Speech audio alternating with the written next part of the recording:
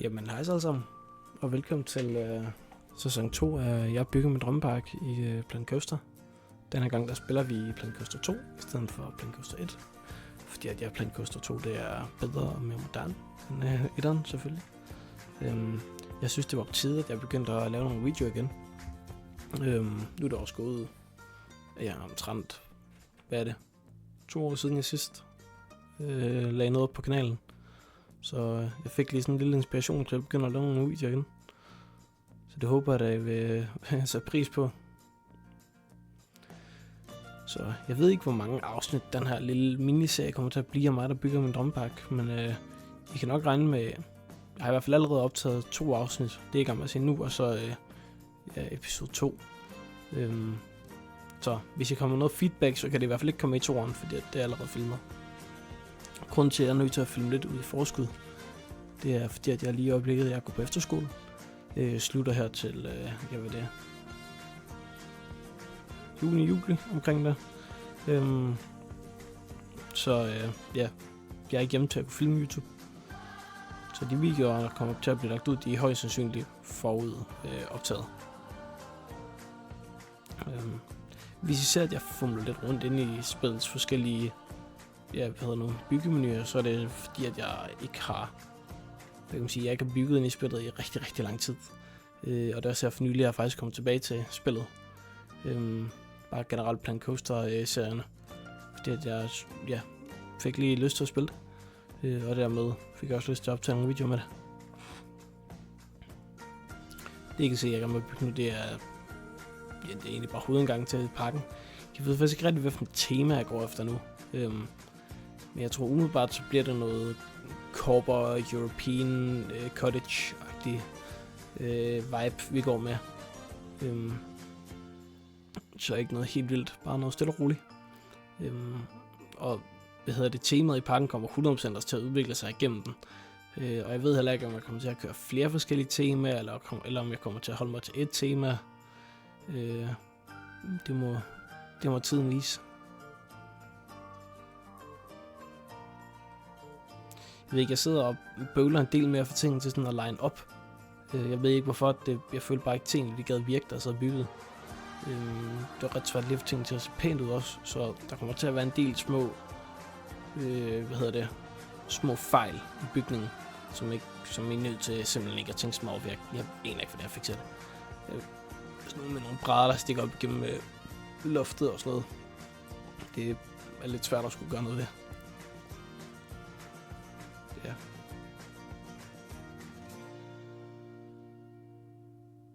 Der er også sket en hel del, siden jeg sidst lavede den sidste Planet Coaster video, eller sidste gang jeg lagde noget på kanalen. Jeg er jo blevet færdig med folkeskole, jeg har som sagt før, jeg går på efterskole, og jeg skal starte gymnasiet efter sommerferien. Så der er sket en hel del.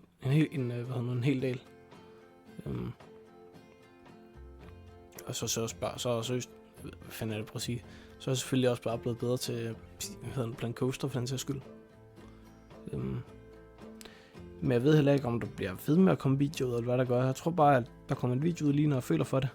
Og når jeg har lyst til det, og når jeg har tid til det. For eksempel, jeg går på efterskole, så det er svært lige at skulle lave en ny video hver uge.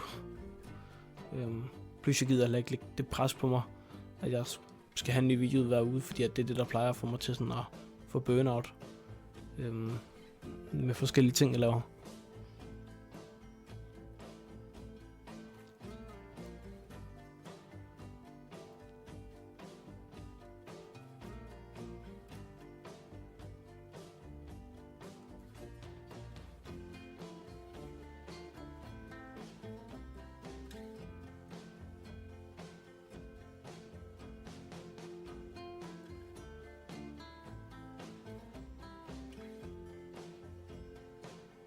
Jeg havde også lidt svært ved lige at finde ud af, hvad for noget tag jeg skulle bruge. Det her grønne tag, som I kan se, det er bare midlertidigt. Det kan altid ændres, men umiddelbart så er det det, vi kører med.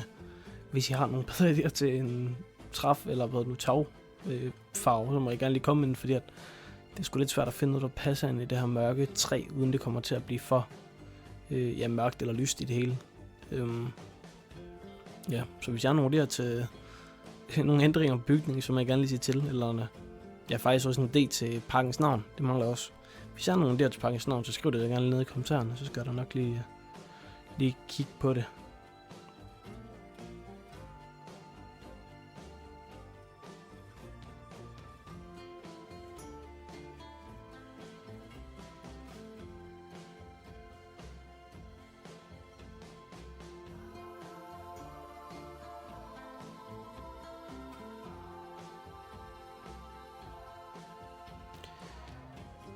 Nu er det også lidt, folk siger jo, at det er mega fedt at gå på efterskole og sådan noget, og jeg synes jo også, det er fedt at gå på efterskole.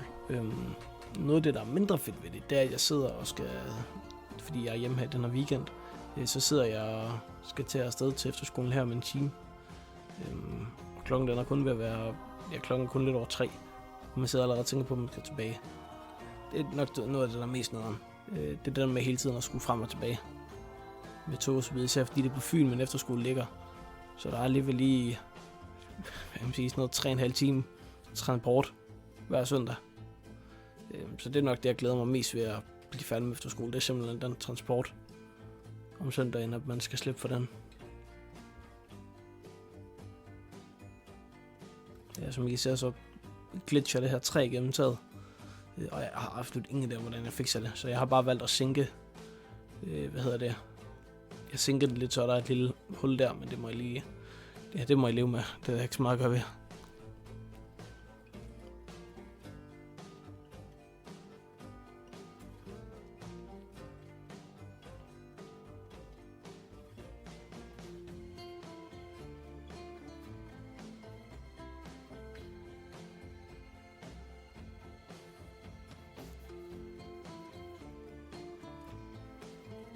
Ja, jeg begynder også stille og roligt at dekorere bygningen. Igen, det er svært at dekorere det her spil, for jeg føler ikke, der er lige så mange dekorationsting som i etteren. Det er nok fordi, jeg ikke rigtig er blevet vant til spillet helt nu. Så jeg ved ikke rigtig, hvor tingene ligger der, også derfor får man også meget rundt. Men hvis jeg har nogle der til detaljer til bygningen, så må jeg altså gerne lige se til. Fordi jeg synes, det er lidt svært at detaljere i spillet. Ja.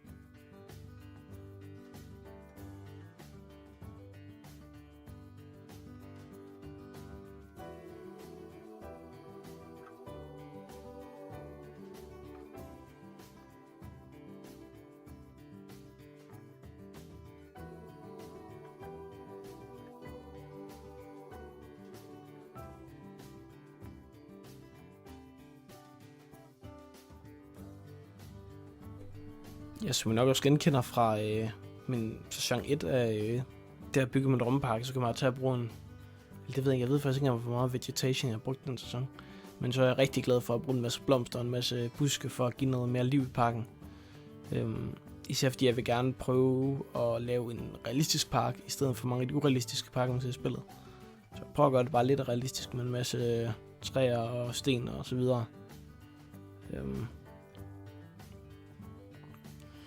Så det er i hvert fald et gennemgående tema med blomster og blade og så videre. Fordi det blomster og blade er også en rigtig god måde at sådan få, hvad kan man sige, bygninger og bare generelt hele hvad kan man sige, spillet til at se meget pænere ud. Det giver ligesom noget liv.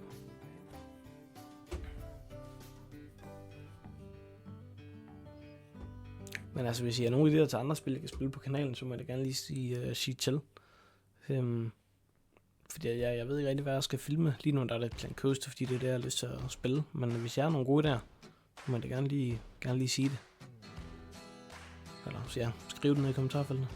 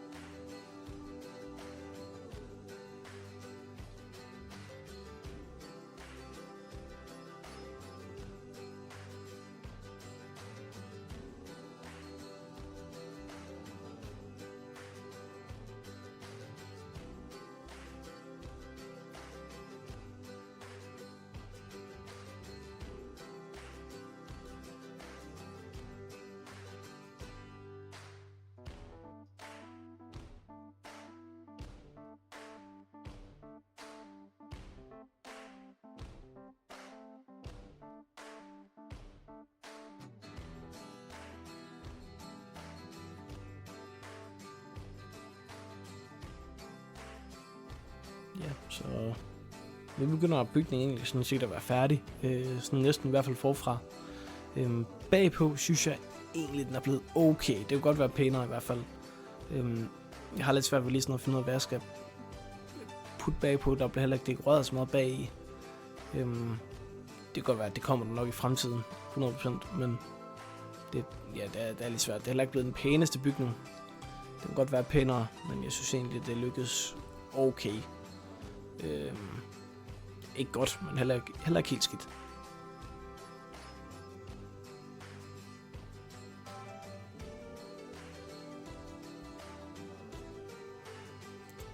Som jeg skal sige, så lige nu der spiller jeg spillet med penge på. Det er noget, som jeg har valgt at stå fra, når jeg ser episode 2, fordi det giver mig meget mere frihed til bare at bygge min drømmepark. At jeg ikke har den der restriktion med, at jeg hele tiden skal fokusere på penge og skal stresse med, at jeg har nok penge til at bygge med, at jeg bare kan bygge, uden at skulle tænke på det element. En ting, der er så fedt ved Planet Coaster 2, det er, at man også skal manage, strøm og alt sådan noget. Det skulle man ikke i etteren på samme måde overhovedet faktisk. Så er der også kommet endnu et management element. Men jeg håber I har nydt med videoen, og jeg ved ikke hvornår turen udkommer, det kommer an på hvornår lige har tid til at redigere den. Så ja, jeg håber I har nydt med.